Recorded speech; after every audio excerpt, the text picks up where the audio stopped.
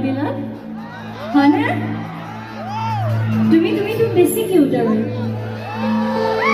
number লাগিব নেকি বাপৰে ডাইৰেক্ট কৈছা নাম্বাৰ লাগিব লাগিব দিবা দেই যাবৰ টাইমত দিবা হ'ব ঠিক আছে আৰু ৰূপেন দাক বহুত ধন্যবাদ ৰূপেন দা ইমান ধুনীয়া মৰমৰ ৰাইজখিনি দিছে মোক আপুনি ইয়াতে নিমন্ত্ৰণ জনাই সকলোৱে ৰূপেন দাক মানে হাত চাপৰি এটা যাৰ কাৰণে মই আজি আপোনালোকক লগ পাইছোঁ ঠিক আছে হ'ব